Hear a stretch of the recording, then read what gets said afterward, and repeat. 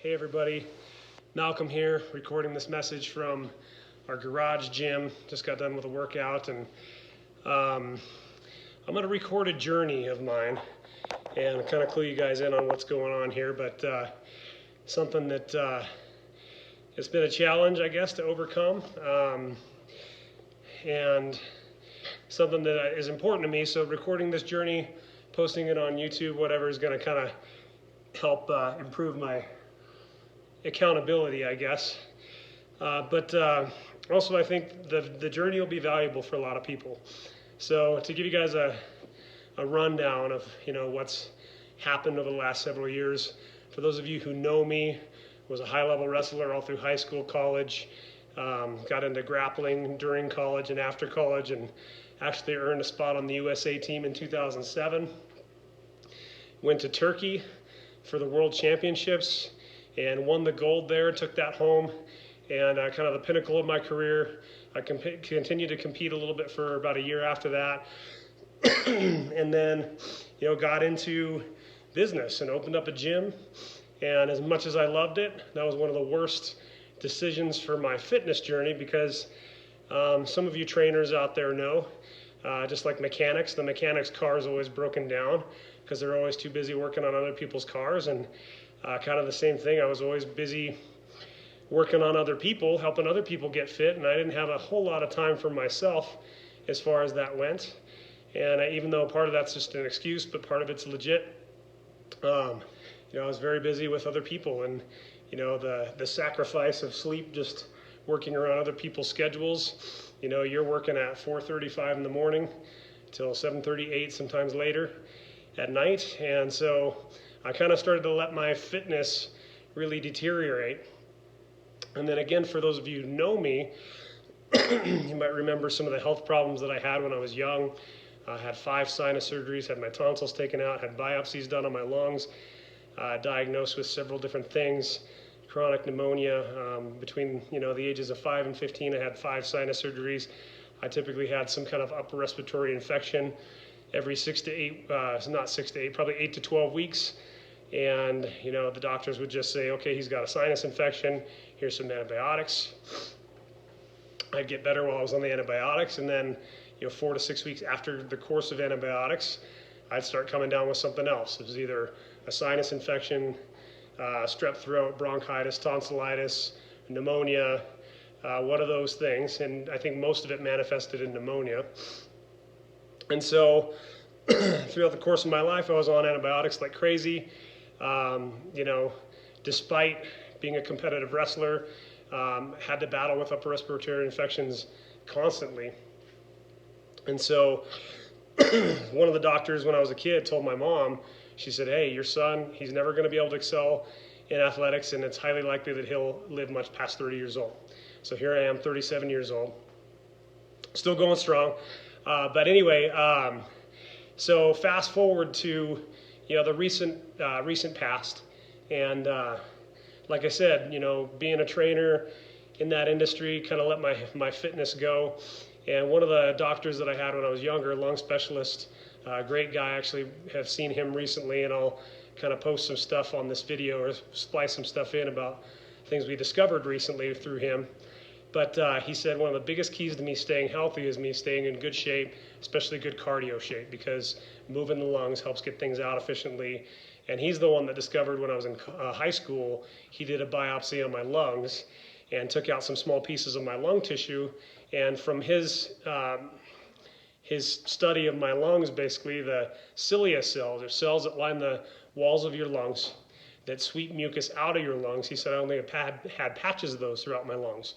Now whether that's changed or not between junior year in high school and now, I don't know.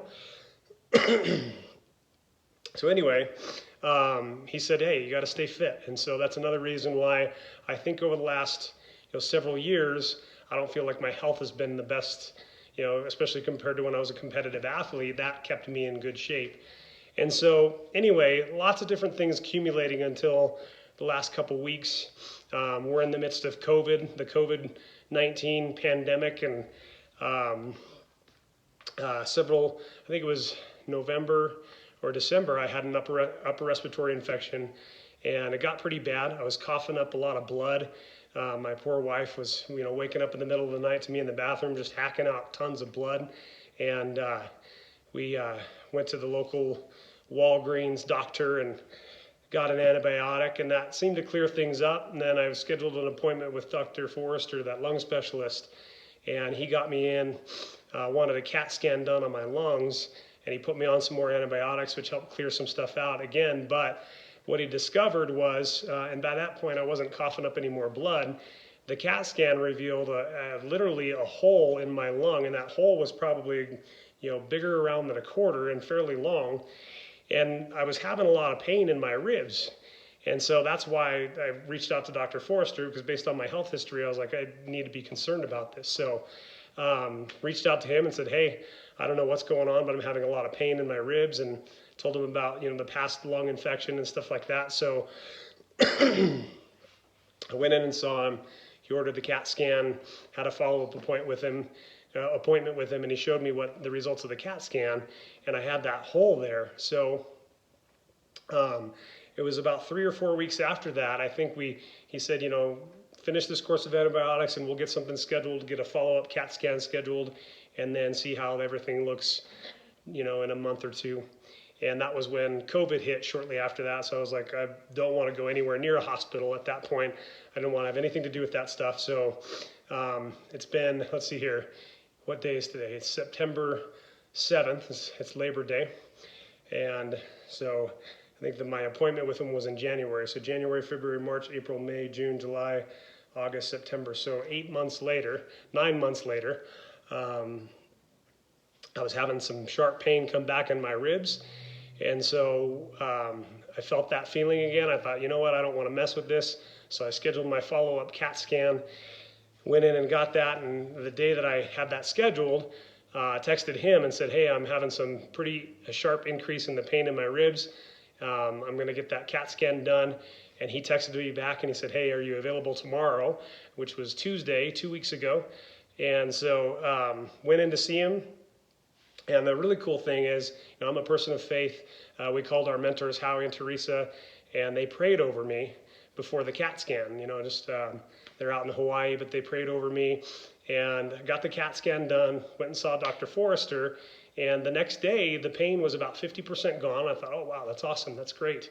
And the CAT scan revealed that the hole was completely gone, which I feel like is a bit of a miracle, because I really felt like something was back. And anyway, so what was really weird was, not really weird, but the CAT scan did reveal that I had a patch of pneumonia kind of in my upper right lung. And then we got home, we ran some errands that day, and then that night I was taking a shower. It was probably 9:30 at night, and I don't know what happened, but some muscles in my rib cage just went completely on lockdown. So my rib cage, my QL in my lower back, and then also some of my rhomboids up in here between my shoulder blades and my spine, those muscles in there, everything just locked up. And it got so bad, just while I was in the shower, I was on my knees and I was shaking because I was in so much pain. And because everything was locked up and spasming, I couldn't breathe deep at all. Every time I would breathe in, those muscles would contract and force it back out of me, and I was, crunching down this way. And for me too, when I can't breathe, and there's that much pain, I cough a lot in general compared to a lot of people. So every time I cough, it's like being stabbed in the ribs with a screwdriver, and I was just in agony. And so for probably a good week, it was about 5 days straight. It was Tuesday through Sunday. Slept very little. It was hard to lay down. This happened once before, a couple years ago, and I had to, literally for a week, I had to sleep sitting in a chair. But when it happened a couple years ago, it was just in my shoulder blades. It wasn't down here in my lower back and my QL. It was just between the shoulder blades. And it was so bad on my ribs, like I couldn't put any pressure on my ribs. Couldn't lay on my stomach, my back, even my side. I had to sleep sitting in a chair with one of those neck pillows for a week straight before I could, before it was below my pain threshold that I could actually lay down. But anyway, so in the midst of all this, the other thing is I noticed I was very, very short of breath, aside from not being able to breathe because of my ribs and my back and everything else. And as I was healing up and getting better, I feel like, emotionally hit a bit of a wall. I'm thinking, okay, here I am, this former world champion wrestler, gym owner. To a lot of people, I was the, picture of health and fitness. And as the pain went away, I still had this shortness of breath where felt like an asthmatic. And just going up a flight or half a flight of stairs in our house, we have a landing in the middle where you walk in the front door and there's a half a flight down, half a flight up. Just going up that half a flight, I would have to stop and catch my breath because I was so out of breath. And with everything that was going on too, just the act of laying down in bed and maneuvering the pillows to where I could get comfortable, I'd be out of breath just from that. And where it really hit me is my wife and I were in Costco going shopping for some produce and stuff, and I was pushing the cart, and I made it about a quarter lap through Costco, and I was so out of breath from pushing the cart. I told her, I said, "Hey babe, I'm sorry, I'll meet you in the car. I can't do this." And part of it was the shortness of breath. The other was having the mask on because of COVID. But I was hurting. I was having a hard time just keeping up with, just walking through the grocery store. And so I went out to the car and, just sulked, I guess. And so anyway, coming to this point, I'm reigniting my fitness journey. And I wanted you guys to know kind of where I'm at, Yes, I just got done working out. The caliber, the intensity of my workouts are nothing compared to what I used to do. My strength levels are nothing compared to what they used to be. So what I want to do with this is one, I'm going to document the process. I'm going to document my progress as I go. I'm going to document my training. I have simplified my training a ton. I think even though I can't do, even a fraction of what I used to do, I think in a lot of ways when I was younger, high testosterone levels, wrestler mentality, balls to the wall and everything I did, I overtrained a lot. But I had, being younger and, better hormone levels and faster recovery, you can get through some of that, but eventually it catches up. So one, that's a word of advice to those of you who are young, who are training like crazy. Make sure you get your recovery in, because I didn't, and I've suffered the consequences of that. But anyway, so going back to what I was saying though, is just I'm going to document the journey, and my goal is to get in the best shape of my life. And I know I can do it. I have a lot to overcome. The process of getting into good, especially good conditioning, good cardio shape, for me, in the past, I start running, I start doing different things, and I cough my brains out.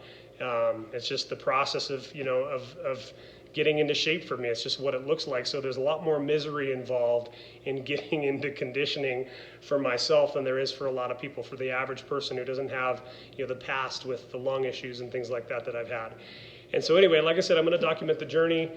These videos are a level of accountability for myself, but also I'm going to put together a program that is basically from zero to like I said, what I plan to be in as far as the best shape of my life goes. And I'm going to document the journey, document the programming. I'm going to have that available for you guys if you want it. And like I said, it's going to be very simple. So just a simple garage gym setup. You can do the whole thing on your own. If you have the equipment, I'll probably put together a list of equipment that I used. Obviously, the weights will be different depending on the individual and your current fitness levels. But what I'm going to do, I think would be appropriate for anybody starting from zero, from square one. You've been a couch potato for the last 5-10 years, whatever it may be, and your fitness level is zero to where I'm going to go. And I think it's appropriate for just about anybody. So along with that, I'm going to be talking about some of the lessons that I've learned. I've done a lot of reading, and so there's a lot of reflection that I've done over the last several years, and leadership lessons and things like that. I think I'm going to try to tie a lot of that together because I feel like it could add a lot of value to you.